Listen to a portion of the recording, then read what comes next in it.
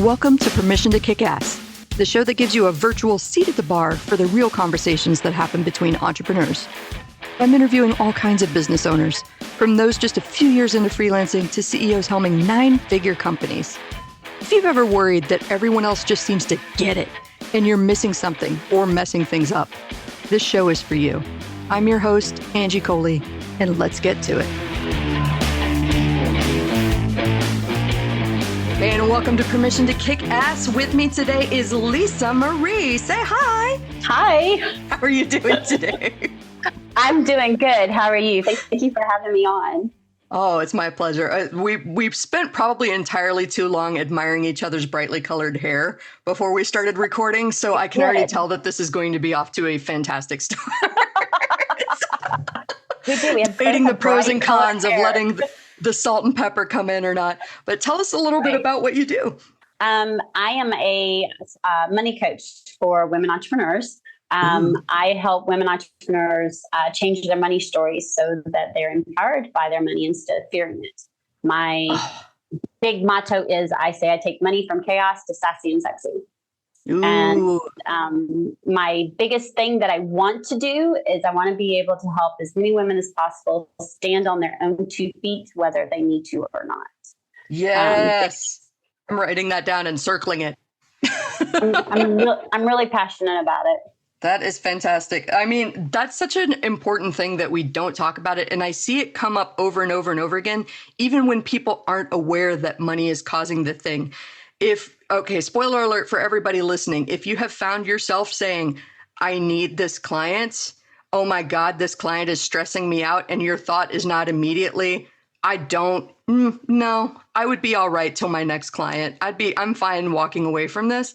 Then you are victim of a money story right there. You think that you need the money from this client, which means that you have to put up with this behavior or this thing that's making you miserable. And as long as you are stuck in that belief, you're not going to make a move that empowers you. So such important work.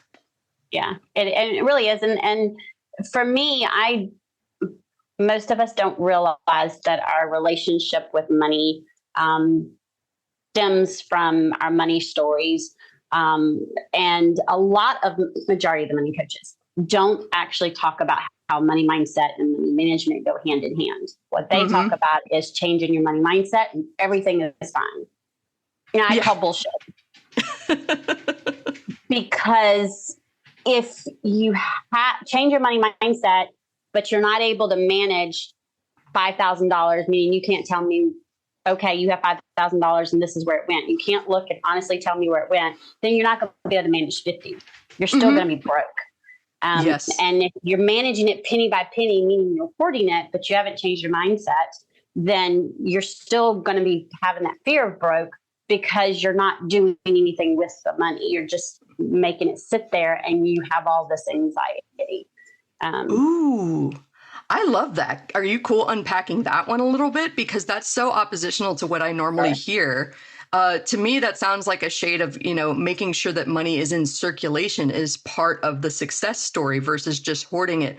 And I know I ran into that challenge once I grew up poor, the eldest of 3 kids with a single mom.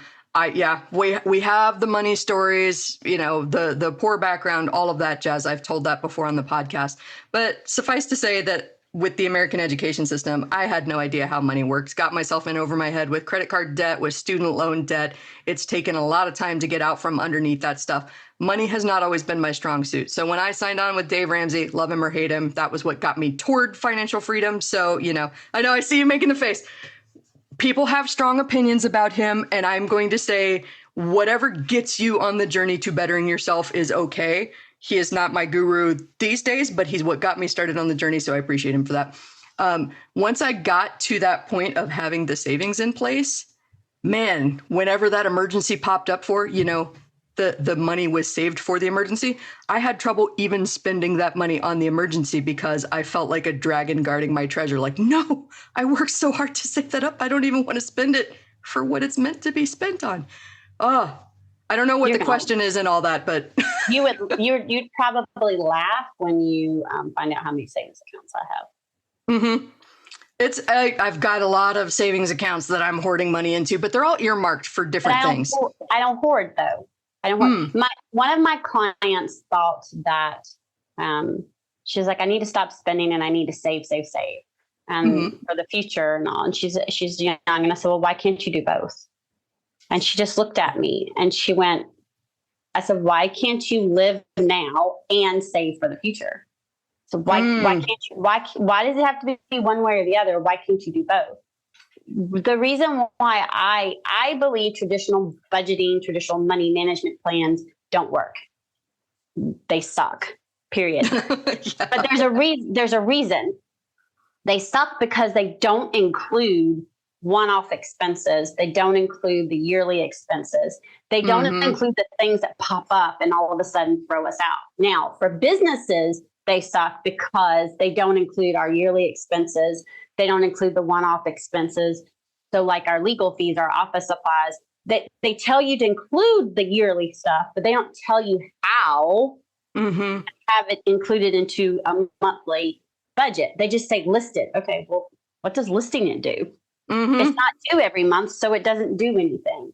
And when I started realizing that this just wasn't working, and I realized that I hated money. I hated money. I know that's funny. I'm a money coach and I hated money. Yeah. But I hated money. But it's because, that. Like you said, I grew up with a single mom of me and my sisters. She worked plant. She was, she dropped out of high school to have me. She got her GED. She never went to college.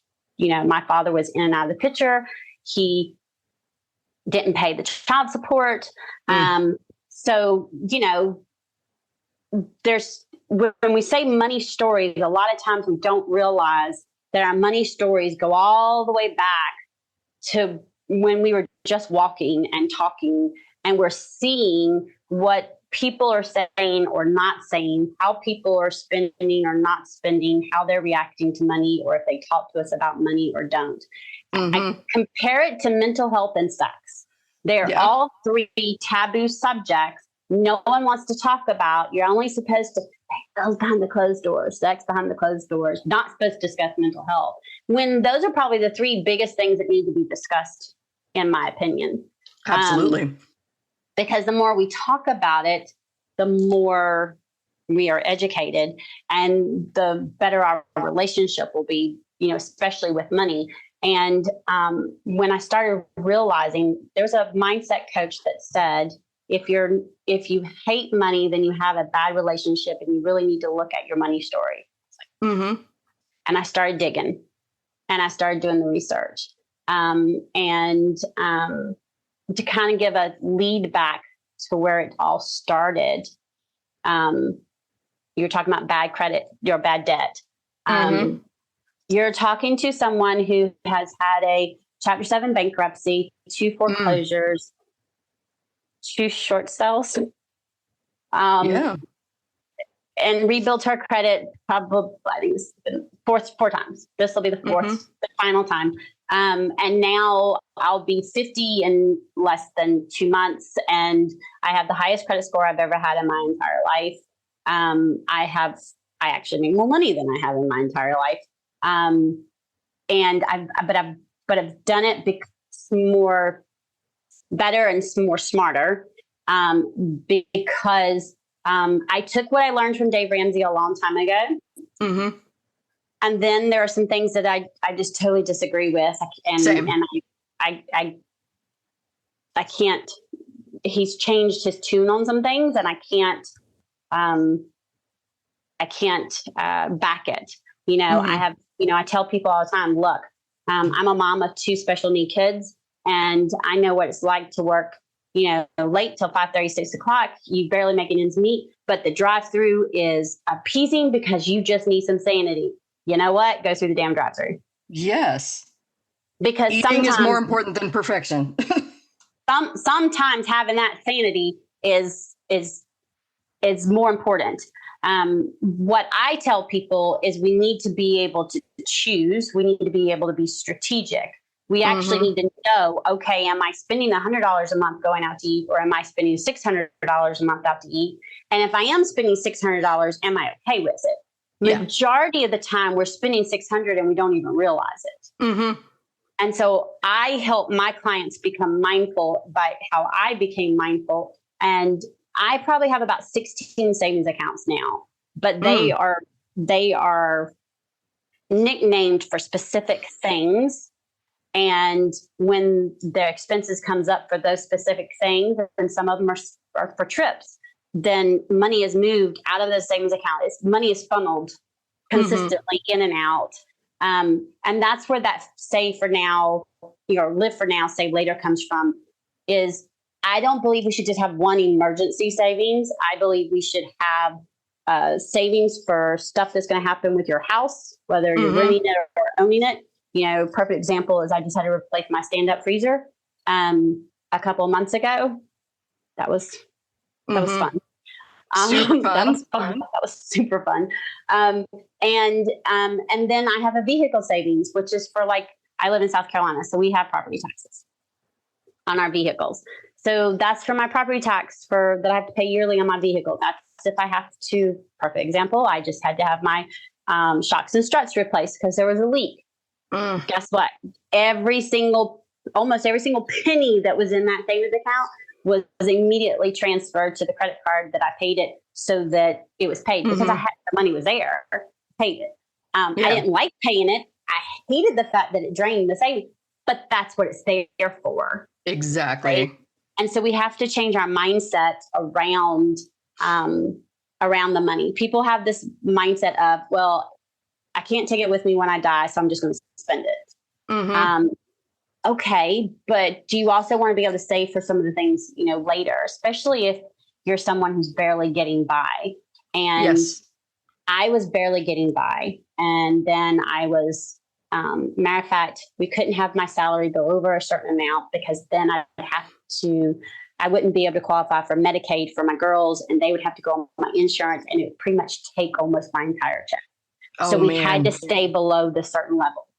And then I was let go. That was in September of 2016. And something told me that I was needed I kept hearing a voice. I was needed at home. And now is the time. Now, I have accounting background. I have auditing background. So I could have literally sent my resume out and I could have had a job in a couple of weeks. But it would have been basically the same thing, just a different rat race.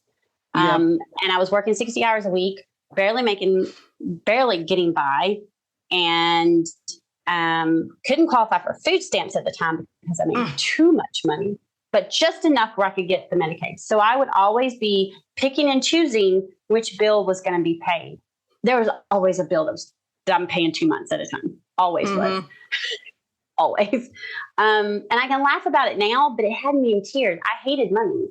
And when I was let go, I'd always had the dream of owning my own business. And I'd already been trying to have a business on the side, like accounting work, that kind of thing. I think I took 2 weeks, and then I decided, okay, I'm done. You know what? I'm not going. I'm not looking for nothing else. So I cashed in my 401. I had them repossess my vehicle. Yes, I did a voluntary repossession. I didn't know how long it was going to take to make the business work. I just knew I was going for it. And then I sent a letter to my landlord asking her if she would prorate my rent that was October to April of next year. Decrease it, prorate it, and then when I got my tax refund, I would catch it up. And God had to be on my side. Somebody, higher power, had to be on my side, because if she'd have said no, all of this would have been nilch. And she said she went and got advised by 2 people, and they both told her she was crazy if she would do it, and she was still doing it. And she did the agreement. I signed it. And I made damn sure that she was paid by April 15th of 2017. And I took off and grew my business from there. And I found out 6 months later while I was needed at home. And that was because my oldest just wasn't sure she belonged here anymore. And she did a call out for help, and she was in middle school, and that triggered a bunch of following up and figuring out what was going on. And that's when she was diagnosed as being autistic. So she's on the spectrum, and along with her anxiety disorder. So I knew then it had to work because she needed me at home, because I was it was going to be a full-time job dealing with the public school system. And so right after I had my vehicle repossessed, I went and did something I swore I would never do, since I didn't qualify before. I swore I would never ask for help. And I did. I went to the state and I got on food stamps. And that was probably one of the hardest things I've done. Actually, I'll say that's the second hardest. The first hardest was that year, because there was barely any money. I went to, those buses each Christmas, they do those buses for the families that qualify for Christmas presents. Yeah. I filled out the application, qualified for it, and the Christmas presents my kids got from Santa that year were donated to me. That was hard. That was gut wrenching for me. But I was determined. It was pure ass determination. I think that's the only thing I knew how to do it. I grew really fast that first year. And then all of a sudden I lost a bunch of clients. And I freaked out. Because I was doing it as a bookkeeper, right? So, and I was starting to delve into the money mindset and that part. And so I didn't start off as the Sassy Wealth Coach. I started off as Lisa Marie Accounting. And then I rebranded in 2020 in the middle of COVID of all times to the Sassy Wealth Coach, because I had up leveled from, I wasn't doing the accounting work because I'd done I literally dug deep and did mindset work the end of 2017, beginning of 2018. And that's when things started changing. And my service, how I did my pay me first service, started changing, and I incorporated the money mindset and the money management because I truly believe they go hand in hand. Oh, yes. Dave Ramsey talks about you shouldn't go and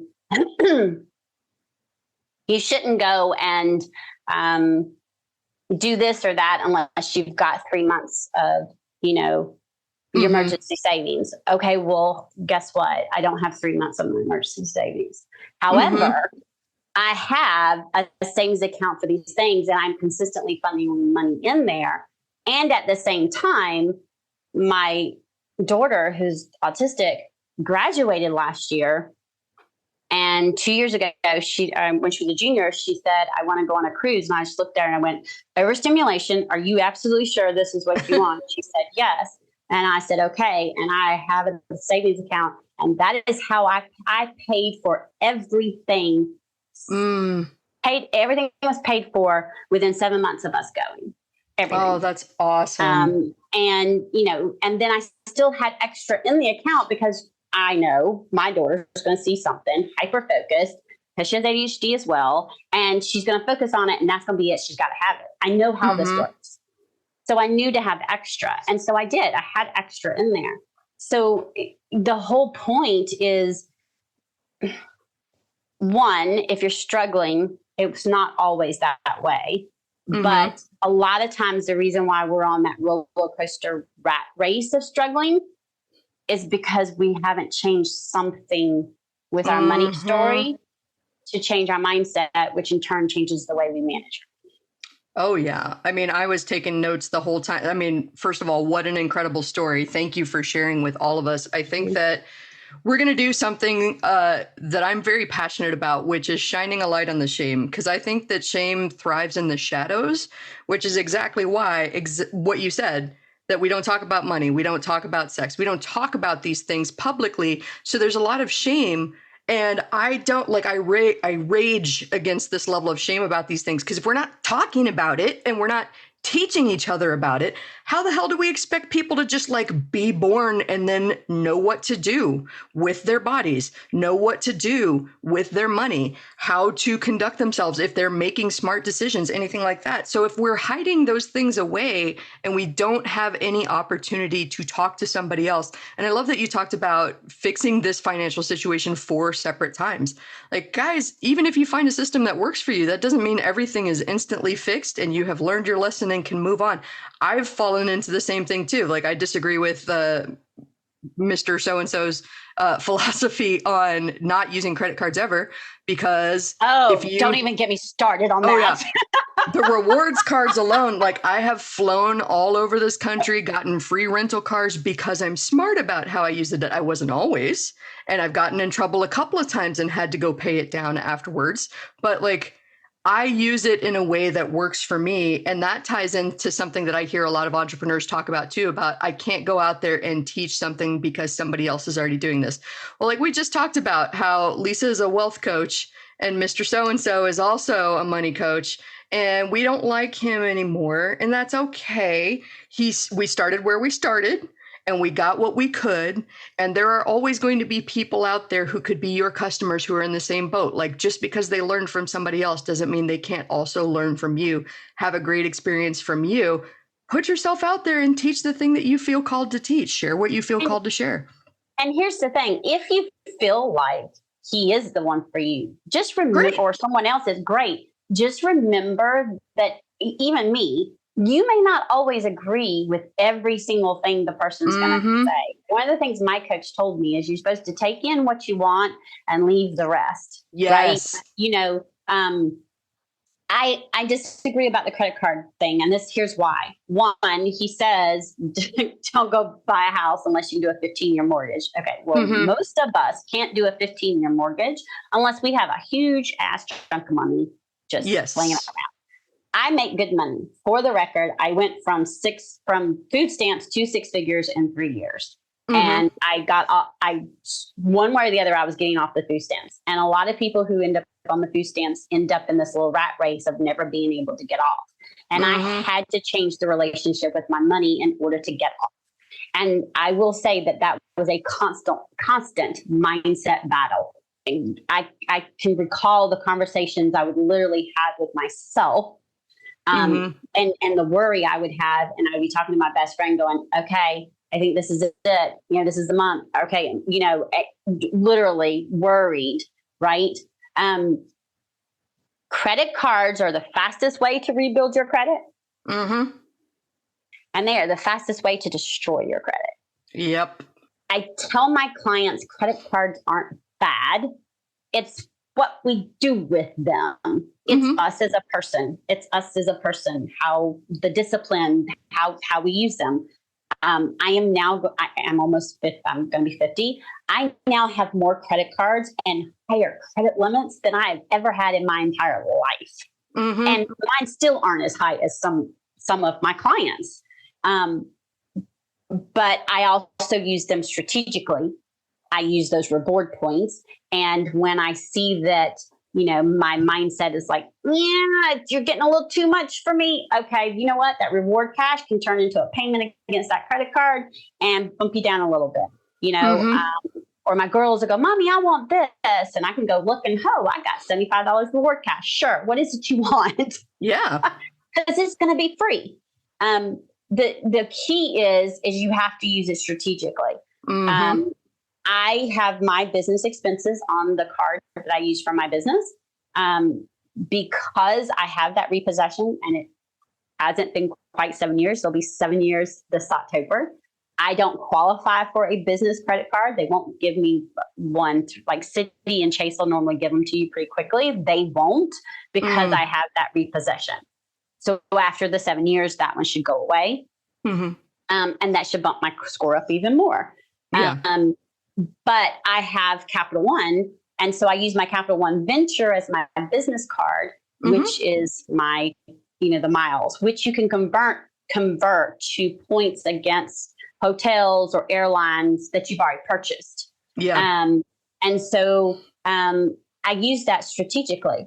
But here's the key with my business, I have a yearly savings, which is from my yearly expenses. And then I have what I call education training / trips. So for any business trips I'm going to take, I'm putting money in there so that I can, when I charge it between the yearly savings or whatever, that should be able to be put onto the credit card immediately. Yeah. The same thing with my monthly expenses, right? I charge my coach and all of my credit cards. Okay, well, that's so I can get the points, and then I immediately pay the card. Yes, I have a balance because having a balance is what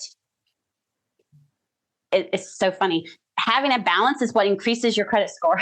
Yes. Because you paying it off each month is not going to increase your credit score. You making payments and them seeing you have a balance and that you are gradually paying it off is what increases your credit score. But you also have to make more than the minimum payment, because then if you don't, then your debt ratio is too high and then it lowers your score. It's like a little balancing seesaw system. And it's sad that it took me this long to figure it out, but it did, because we don't talk about it. Yeah. I don't think it's that. I think it's because we don't talk about it that it takes that long.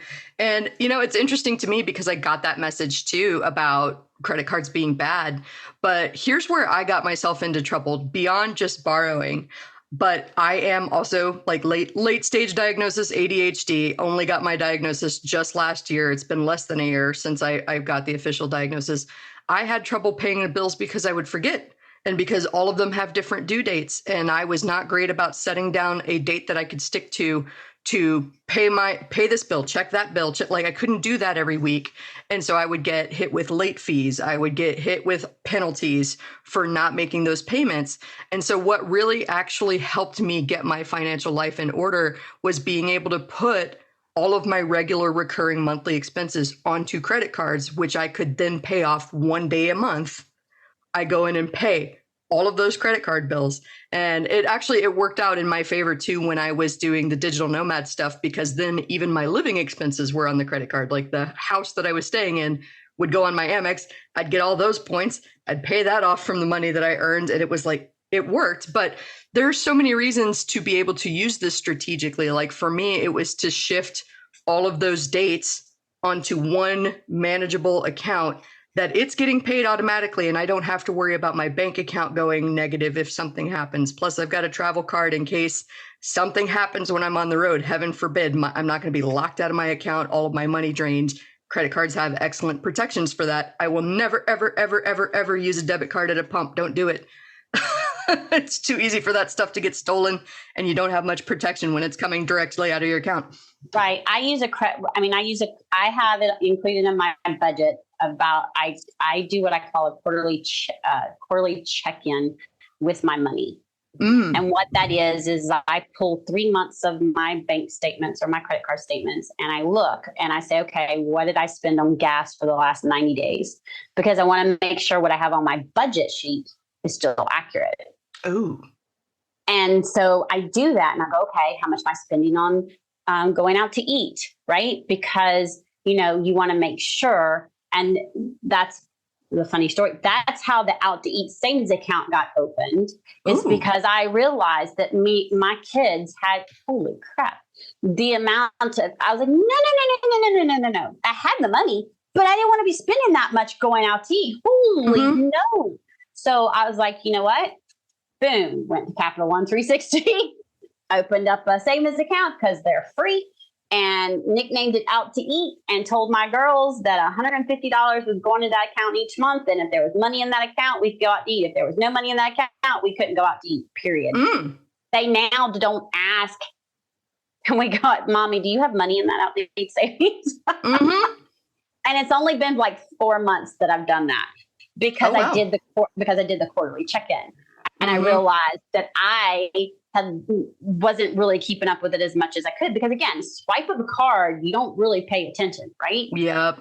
So doing a check-in on my gas, I'm like, okay, I'm at between $4 and $4.50, and I was budgeting $4. I want to up it to $4.50. And so what I do is I have it on my budget to pay my personal credit card $450 a month for gas. So I have it as I have it as Capital One dash gas, and I have the amount, and I know that I need to pay that on this date to that credit card because it's going to offset the gas that I've been purchasing. And it works. The key is you have to find what works for you. Like I have I don't like automatic drafts. But the reason why is because if we put everything on a reoccurring automatic draft, majority of us, not all of us, majority of us will not look to see if it's come out and check it off or to see if there's a duplicate. We just don't worry about it. I had to get in the habit of making myself look in order to change my relationship with my money. Because I hated money, I just wouldn't look at it. I wouldn't look at anything. And I had to stop myself from avoiding it. So now what I do is not only do I have my budget system, but I have an app on my phone that's called Prism. Is it still called Prism? What they've rechanged the name. Yes, it's called Prism. They've rechanged the name a couple of times. And I set it up. I'll have, if it's a business bill, I'll put biz dash in the bill. And if it's a personal bill, it just has the bill's name. And it sets up reminders. And it'll tell me when the bills are due. And if it's a manual one, meaning that they don't sync to it, it'll start 15 days prior to it being due. And it'll give an alert several times. And so when it pops the alert up on my phone, I go, hey, okay. And I'll look and I'll say, is that an automatic one? Yeah, because I'll have it on my budget sheet. This automatic. Yes, that is. Like my car insurance. We don't have a choice. If you want to have car insurance, they want to auto draft. Yes. Okay. Did it come out? Yep. Mark paid. Check off my. So I have a check system. Now I have gotten busy and have forgotten to look once a week, like I'm in the habit of doing. And when I don't look, my anxiety goes up now. Yes. So whereas it was reversed before. I'm glad that you brought that up because I think that was the part that I left out about switching everything over to the credit cards to where it automatically comes out.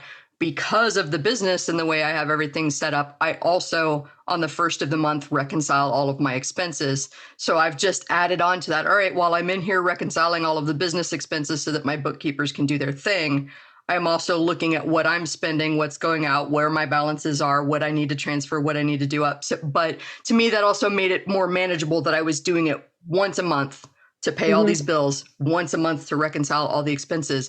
And I think the key here is that you've got to find something that works for you. Like for Lisa, it was having that weekly visibility. For me, it was having to not think about this more than once or twice a month because I just needed to not be overwhelmed by it. But having that visibility without that shame and doing what you need to do, regardless of whether the gurus are telling you should use a credit card or not. Do what's right for you. Here's the thing. If you're using the credit card strategically, okay, or when there's an emergency, or say, for example, your laptop dies and you're in your business and you've got to have a new laptop. Okay, well, you just started your business. You probably don't have $2,000 laying around. And majority of us are going to spend at least $2,000 on a laptop because we need to have decent speed. We need to be able to have multiple windows open. And if you go and buy a laptop and it only has 8 gigs of RAM, you might as well turn around and send it back because it ain't going to do shit. You're not going to be able to have more than one window open at a time. Trust me, I learned my lesson. Same. Same. I'll just go buy an $800 laptop. Yeah. And not be able to do jack crap on it. So you're going to spend $2,000. Okay, well, when you're just starting out, most of us aren't going to have $2,000. Perfect example, me, when I tell people I started my business from less than nothing, I mean it. I mean less than nothing. I cashed in my 401k to make what little bit of ends meet. I was put on food stamps, so I didn't have to worry about the food on the table. I was a couple months behind with my light bill. I got on a payment. I like the fixed thing. I like the fixed monthly thing. And once I was, I made sure I kept paying that. I was put on the prorated thing with my landlord. And once I started making the money and I realized I was still broke, it was like, why am I still broke? And it was because I didn't have a system that worked for me, but also part of that was because I was afraid to look at my numbers. Yeah. And I don't mean just in QuickBooks or your accounting software. I mean, like, this is the reason why I have my clients. I created what's called an all-inclusive budget, and it's a dashboard, and it has tabs. And so it has a goal tab. It has your yearly expense tab. It has your monthly business expense tab. It has stuff about your taxes. Your estimated taxes are going to have to be paid. How much, and all of it wraps into that main page, and it tells you, okay, these are what transfers we should be making every 2 weeks that, on basis up to the tax and all. Are we going to have enough for the operating, like if they have payroll, making sure the payroll is done. But it's the basic, because when you have your expenses all in one place, even if they're reoccurring, you have them listed in one place, then you're going to be able to look and say, oh, my monthly expenses is $2,500, or oh, my monthly expenses are $6,000. When you don't have it listed, you really can't see what your reoccurring monthly expenses are just by looking at QuickBooks, because QuickBooks has everything, office supplies, everything. Yep. So, you need to be able to see what your one-offs are, what your reoccurring is, and be able to tweak it, right? You've got to be able to do the check-in and say, oh, I don't want to spend $600 a month on office supplies. Okay, well, then we need to figure out what'll work to make that stop, right? So I created that system because having everything in one place will work with any other system you also have. I call it, it's all part of the puzzle. Your accounting software is going to be part of the puzzle. That budgeting part is part of the puzzle. I need reminders because, again, I said I have 2 special need kids. And so I need the reminder because mama brain. Yeah. Valid. Totally valid. And so I need the reminder. And so then I also have, no joke, y'all think I'm kidding. I'm holding up a folder. Yes. I love it. And I have it printed out. I have, because I'm a service provider coach, I have a list of what money is expected, what I'm expecting. And then I have my expenses, personal and business, and they're separate. And so even if they're automated, and even if I'm being reminded here, or if I pay it, I have several places I'm checking it off at and I'm looking at, but that's because that's what works for me and my brain. I have a control thing. I need to be in control of it, because if I'm not in control of it, then part of it's mindset. I'm afraid it's going to disappear. Yeah. I'm working on that. That's why I have a mindset coach. Yes. Money Coach has a mindset coach. All of us could benefit from coaching. And if you think that you're the exception to that, you're not. No, your mindset is always going to have your mindset, just like fitness, right? Mindset is something you're always going to work on. Just like having your fitness. You can't, get into shape and then say, okay, I'm good. I don't ever have to work out again. Oh God, please. If that was the way I would be, my trainer would be shit out of luck and I would be happy as Peach. But that's the perfect analogy. I got my mental health to a certain state. I never have to work on it again. Wrong. Right? I've got my mindset just where it's needed. I don't ever have to do anything again. Yeah. Wait until you go to up level. Yeah. The whole point behind this show is that none of us ever feel. The next up level. This is a constant journey of stepping outside of your comfort zone, which, surprise, is uncomfortable, which makes you feel like you don't know what you're doing because you're outside your comfort zone and you don't actually know what you're doing. And that is every stage of the business game. Sorry, spoiler alert, not sorry. Welcome to the club. Welcome to entrepreneurship. And if you don't like it and don't want to have anything to do with it, then entrepreneurship's not, it's not going to work. And it's not going, and it doesn't work for some, but here's the thing. We have to be willing to look at things to say, okay, I suck with money. I'm bad with money. I want something to change. I want more money. I want to be able to do this. I want to be able to do that. Okay. Well, are you willing to make changes? Now, I'm not saying do a restrictive diet, because we all know restrictive diets don't work in literal sense and metaphorically. They don't work. When big restrictive sugar was a big phase, restrict sugar. all these people restricted sugar. And how long did it last? I think most were like 2 or 3 weeks, maybe a couple months. And then guess what? They gained it all back and more. It's not sustainable. Well, it's the same thing with money and your spending. I'm big on small changes. Looking at it, you got to get real though. You got to get real with it. So you got to get into it, and you got to look at it, and you got to be real with what you're spending. But make small changes, because the small changes are going to lead to big changes. Yes. One of the things that I did that changed everything for me is every time I paid a bill, and I started this in 2018, which is funny when I started working out with my fitness trainer. In 2018, when I was every time I pay a bill, I would say thank you. Every time I paid my rent, I said thank you. Every time I paid my light bill, I said thank you. At the end of the month, when I paid every single one of my bills, and I didn't have to go to anybody for any money or anything, I just said thank you. Because, and people are like, huh? And I am not woo-woo in any sense whatsoever, okay? I'm very analytical. No, but that changes the whole energy around this. It changes the way you look at your money. It changes the mindset and the energy of it. And it opens the door for more. But when you're like, no, I want to pay this bill. I don't pay this bill. But all you're doing is creating more negativity. And I'm a firm believer on what you focus on, you create more of. Yes, absolutely. And that's all you see. If that's all you focus on, this sucks. Well, you're training your brain literally to only spot the sucky things and not notice any of the good things around you. And I wanted to circle back to something that you said toward the beginning, which I thought was great, because I was in a similar situation once upon a time and dealt with a whole lot of shame. Had to go on food stamps.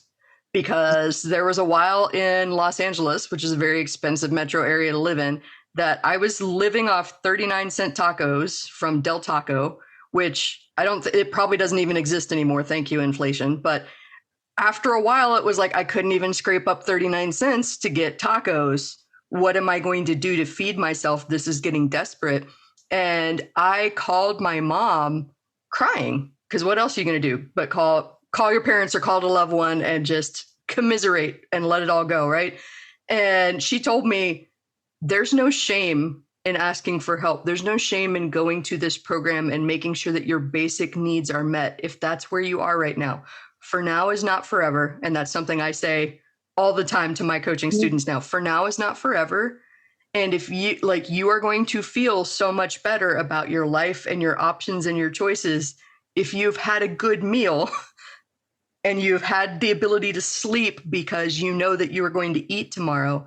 Like, do this thing for yourself and understand that that's what that program is there for, to help you because you're in this situation, and there's no shame in that. Go get the help you need. So I tell that story just to be able to say, there's no shame in being where you are, even if it's not where you want to be, even if it's in a very struggle-full situation. There are programs out there to help. There are people out there to help. You've got people in your corner that you don't even know want to help. So let it be known that you need some help. And you might be surprised who will joyfully, gleefully step forward to help you out.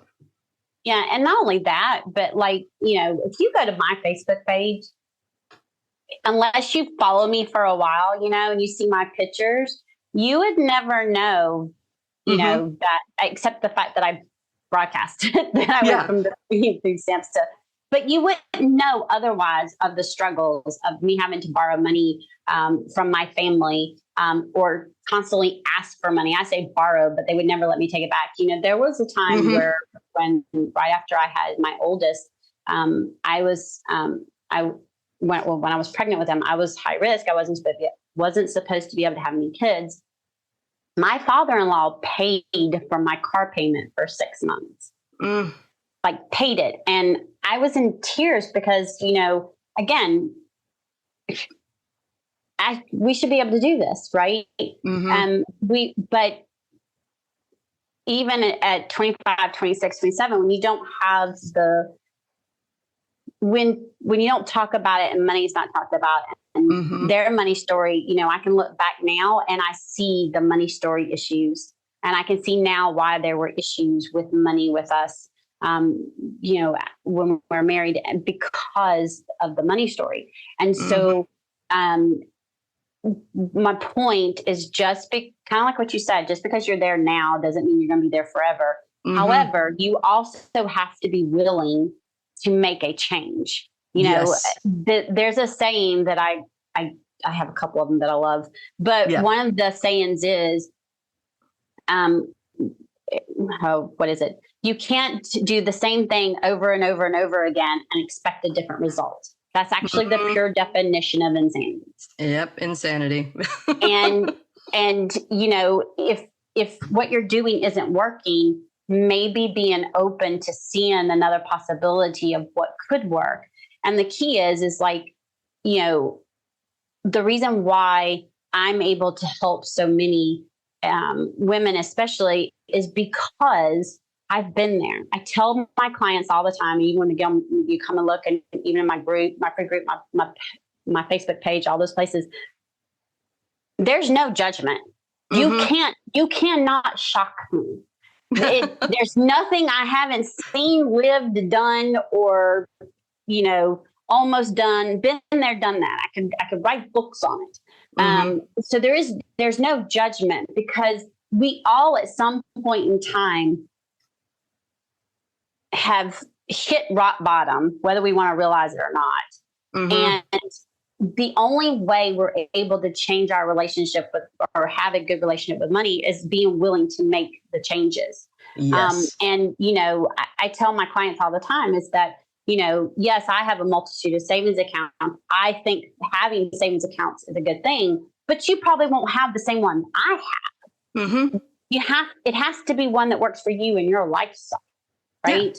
Yeah. But be open to seeing, okay, what I'm doing is not working. What can work, especially when you're starting out as an entrepreneur.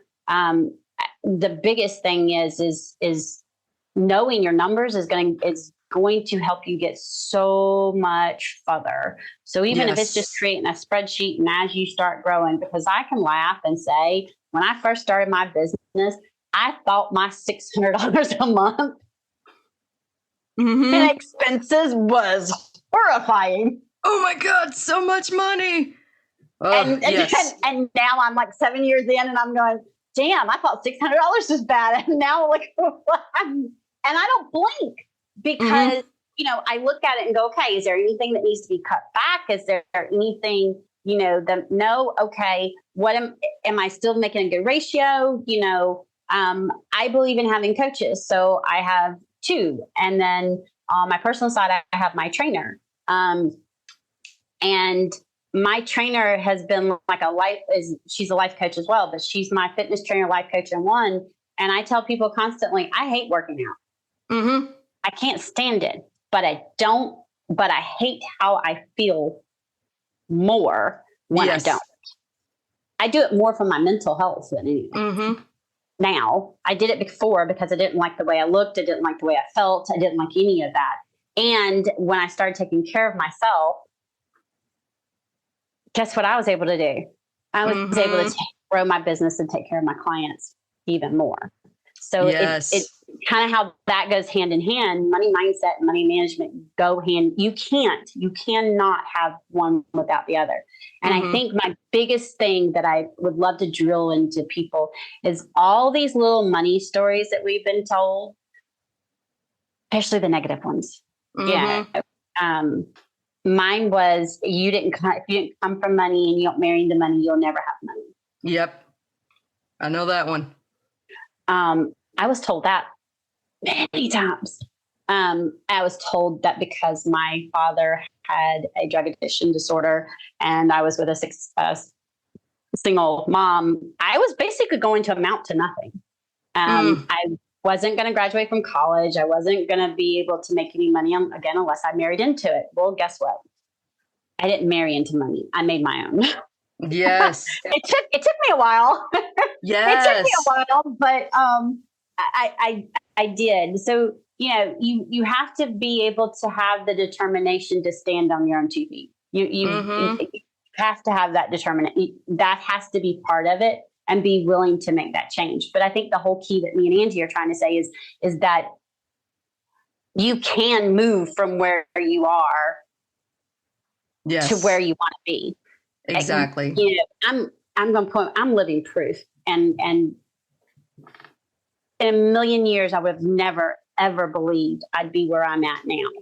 If someone would have told me that I'd be on podcasts talking, and that I would be going on speaking on stages, and that I would even want to speak on stages, which by the way, public speaking scared the crap out of me.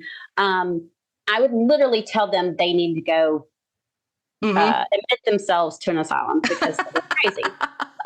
And yet here I am. And it all started with the pure determination of being home where I was needed. I love that you use that word. And I think that's the perfect note for us to wrap on too.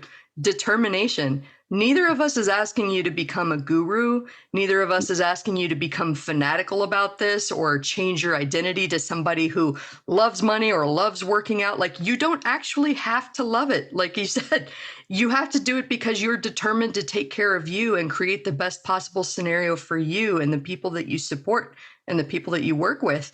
And there is a way to fall in love with that feeling of taking care of yourself, even if you don't necessarily love taking the actions themselves. Oh. And I think you'd be surprised, again, if the same thing you're doing is not working. Try something. Be willing to look at something else and see if something else would work.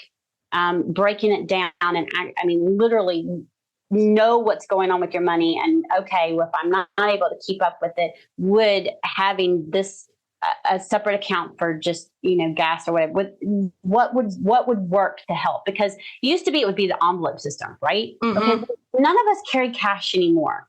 They're all we've got cards. And now, one of the things I will never do, now people can put all their cards on their phone and just tap their phone.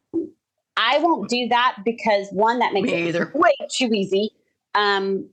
Way too easy. Not only for your shit to be stolen, but also just way too easy to charge. Yeah. Way too easy. So I don't do that. But because we have that, we have to make a conscious choice to be more aware so that we know what's going on with our money. Because if we don't know how much is coming in and how much is going out, you're never going to be able to grow and move. Yes. This has been fantastic. I hope that every single one of you got as much out of this as I did.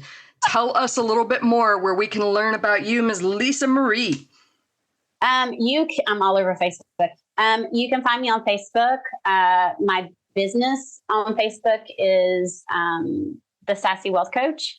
It's the same it's the same on Instagram, and my personal is Lisa Marie SWC as well. So I'm all over there. I also have a free Facebook group that's called Sassy Wealth Makers, and I do training in there and tips and posts, and that's my passion is helping as many people as possible. Oh, that's so awesome. I'm going to make sure that they have clickable links in the show notes. Thank you again for taking the time. This has been eye-opening in the best possible way. Thank you. And we're going to have to do a follow-up. Oh, yes. I love. That makes my day. That's all for now. If you want to keep that kick-ass energy high, please take a minute to share this episode with someone that might need a high-octane dose of "you can do it." Don't forget to rate, review, and subscribe to the Permission to Kick-Ass podcast on Apple Podcasts, Spotify, and wherever you stream your podcasts. I'm your host, Angie Coley, and I'm here rooting for you. Thanks for listening, and let's go kick some ass.